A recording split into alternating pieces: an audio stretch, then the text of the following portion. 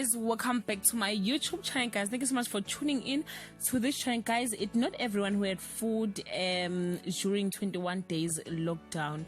A newly cast member of the Queen actress Sibusisiwe Jili has adopted two underprivileged families in Joburg to assist them during the COVID-19 lockdown. Jili, who has recently scored the role of a police officer and a daughter of Petronella and Jeke on the show, revealed that even though she was partially working during lockdown, she had found time to assist those in need amid the increased number of coronavirus cases.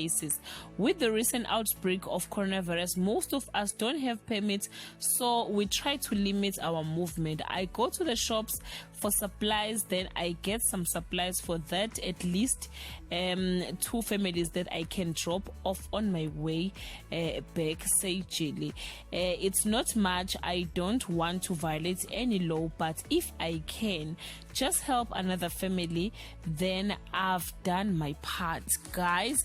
When the family in question was contacted by the Sunday World, they admitted and appreciated Sibusisiwe Jili ngosizo lwakhe. The Bible said, blessed is the hand that gives than the one that receives.